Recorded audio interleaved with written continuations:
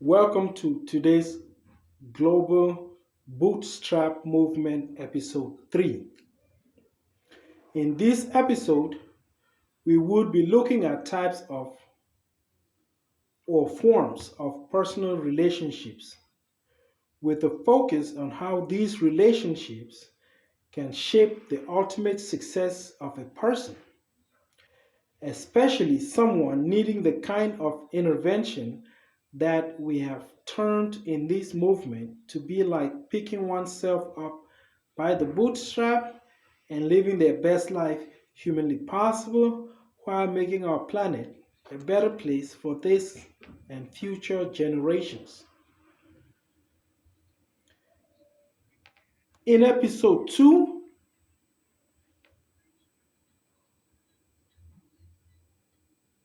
we introduced types of personal relationships as a foundation for a unique system of personal intervention that can help a person overcome insurmountable challenges, usually placed on them by society, and to rise to a height that was unexpected by society.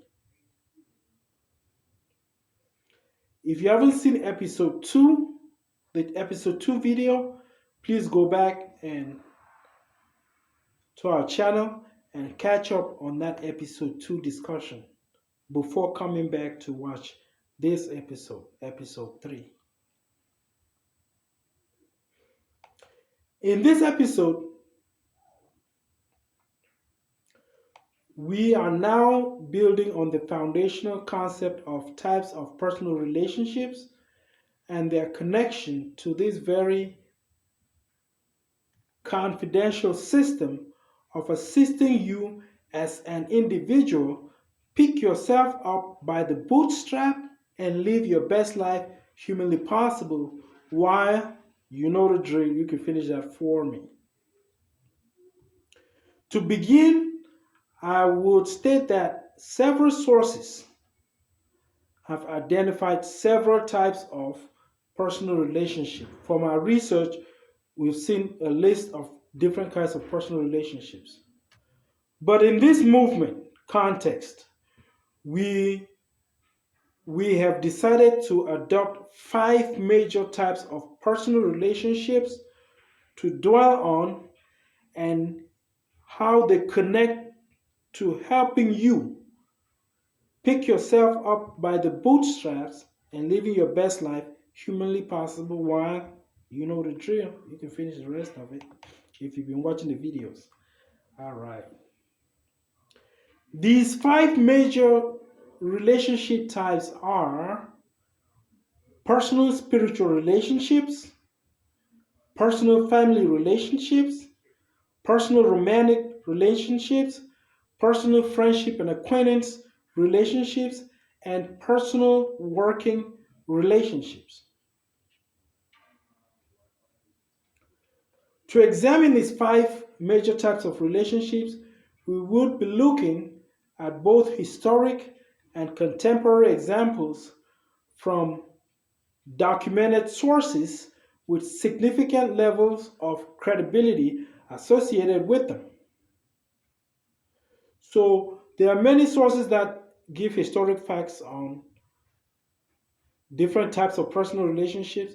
We have decided to restrict ourselves to sources that we believe to have a strong level of credibility with them, due predominantly to the fact to the level of scrutiny that they've gone through.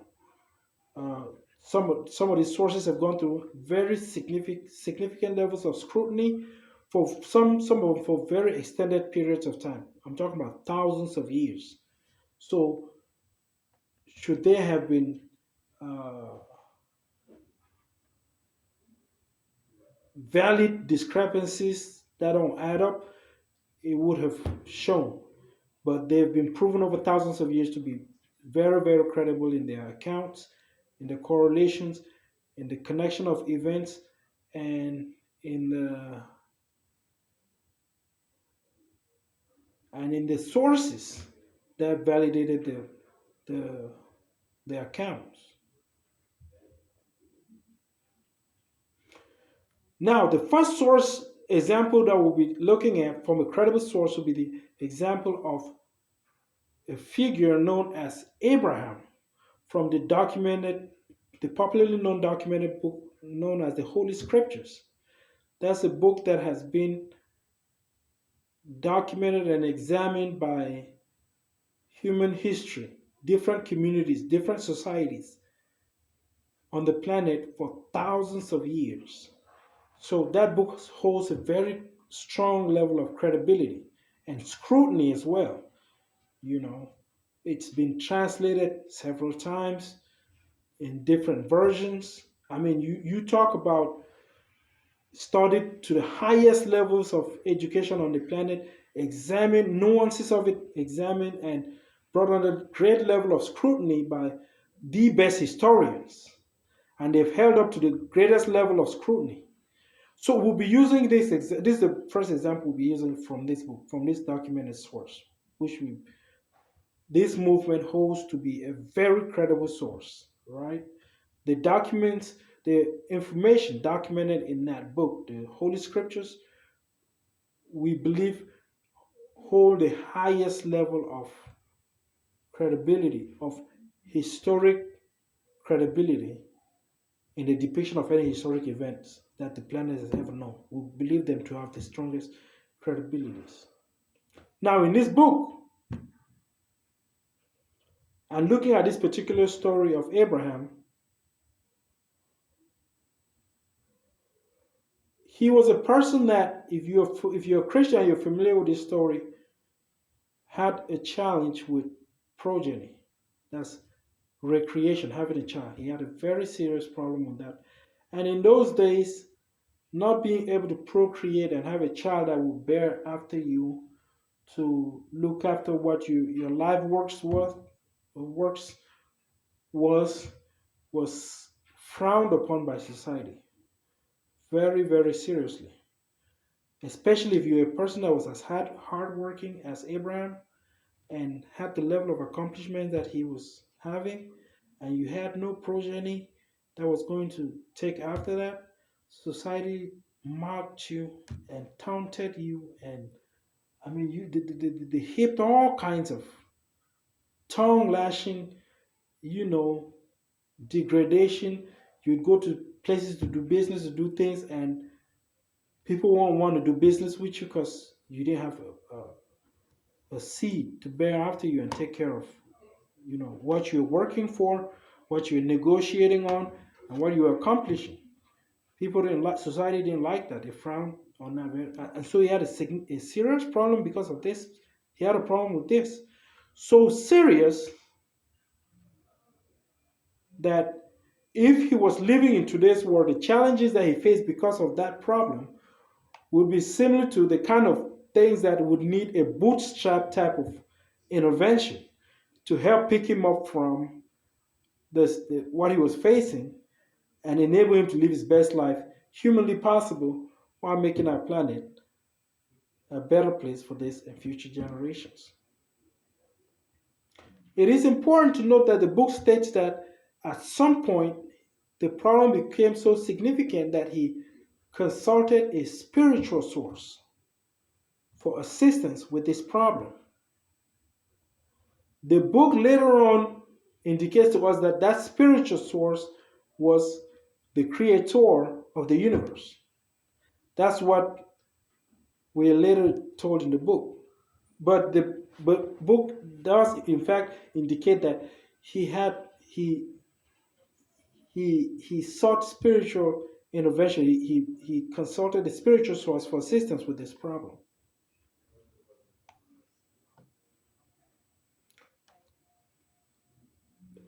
It doesn't, now the book does not tell us directly that he consulted the spiritual source because of this problem. But if you read the story and you have any level of understanding, you deduce that the reason for his consulting spiritual source was most likely connected to this problem that he has, which is also what the spiritual source most likely used to test his faith in the spiritual realm. because he was promised that he'd be given a child. You see, he was promised that when he consulted his sources, so it's indicated that he was promised that he'd be given a child. But he was given an instruction. He was given an instruction to leave his homeland and go to a faraway country, to leave his family, his homeland, and everything, and go to a faraway country when he consulted his spiritual source.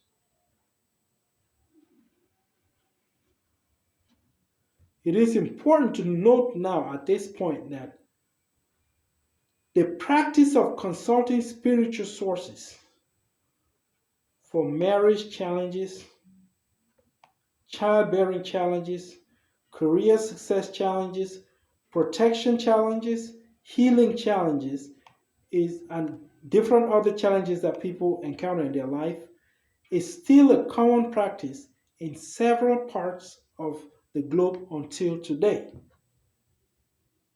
It's a very common practice in several parts of the globe until today.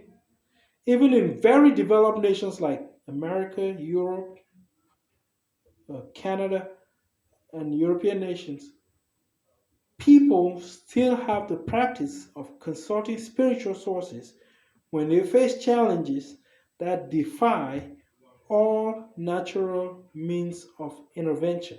It's still a common practice. Also important to note is that this individual obeyed the spiritual instruction given him when he consulted the spiritual source he consulted for intervention. Something that was most likely kept confidential, the instructions that were given were most likely kept confidential until he disclosed the information to his heir on his deathbed. And they documented it and kept it as a vital historic fact of their family tradition, which billions around the globe have been privileged to read several times over in the Holy Scriptures, right? So this encounter that he had and the instruction that were given to him, he did not go out and make this instruction public knowledge at the time. He kept it confidential and obeyed the instructions in a confidential capacity and just left for the place he had been instructed to go to. And this information only became public knowledge after his passing, when his descendants, his progeny, documented it and made it now a family history, which eventually became part of the history of the birth of a nation and public information that we are privileged to up to today. If you're a Christian, like I said before, you're most likely familiar with this story and how the faith of this individual brought about the birth of the promised son Isaac when he and his wife, when Abraham and Sarah, his wife, were way past childbearing age. And eventually the creation of the nation of Israel, a nation that is still in existence until today, and also a nation that forms the basis for some of the most significant events in human history, from our calendar to the most popular religion on the planet, to you name it. Just almost every aspect of human history and civilization up to this point has been greatly shaped and steered by this nation that came from this individual.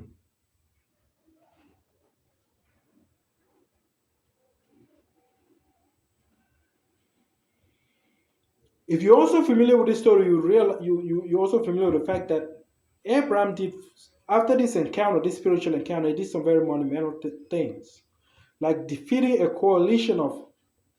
military coalition, right? He defeated a military coalition with just 300 men to free his nephew Lot, that had been captured by this military coalition. He defeated them, freed Lot with just 300 men, right? and didn't even ask for any compensation when he recovered property that was lost by the the kings the kings of the land that had been invaded and looted. When he recovered with their losses and they tried to compensate him, he said, "No, I don't need your compensation. You can keep the compensation. I just needed to have my nephew rescued and brought back."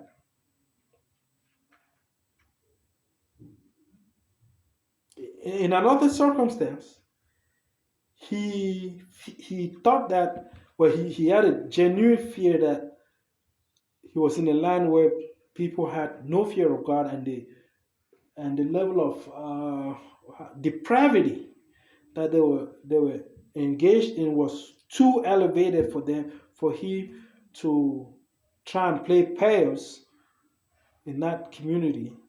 And he ended up calling his wife his sister. That resulted in the king of that land taking her out on a date, intending to marry her. But before he could go forward with his plans to marry her, the scepter of his rulership started to confront him and to malfunction, up to the point of threatening untimely death should he not return the female that he now intended to marry. And that's when he went to ask the scepter, why such a drastic reaction from you? And the scepter told him that this female is not that man's sister. This female is actually his wife. And if you don't return her, you'll be facing untimely death and complete confusion in the realm, which he did, and he did with compensations that could have measured in today's worth millions of dollars. You know, so Abraham ended up getting millions of dollars of compensation for a king to go on a date with his wife. You see, that's not something that's really naturally achievable. You couldn't possibly convince anyone in any level of rulership, let alone at the level of a king, to go to take your wife out on a date and pay you millions of dollars. You couldn't do that naturally. It takes a great level of supernatural uh, uh, intervention and operations for such a thing to be feasible. No one would accept that with their knowledge of their mind and accept to do that under normal natural circumstances, right?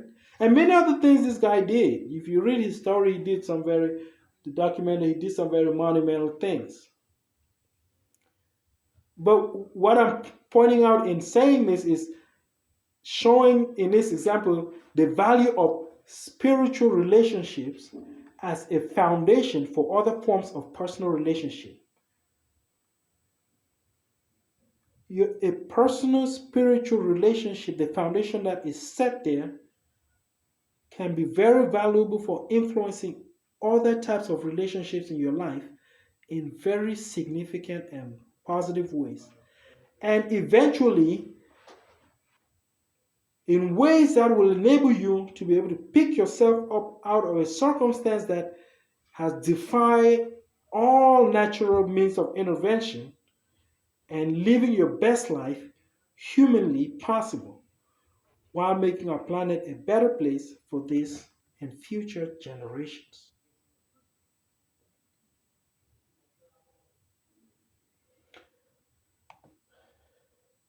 This aspect of personal spiritual relationship might be what is needed sometimes to address the level of challenges or of challenge that you are personally dealing with. And should the level of intervention needed or required uh, for this level of intervention need a spiritual input, then there might also be, and usually is, the added factor of confidentiality. Important to note, let me say that again. If the challenge you're facing that needs assistance to help you pick yourself up by the bootstrap and live your best life humanly possible, is one that needs significant spiritual intervention, usually there is the added factor of confidentiality.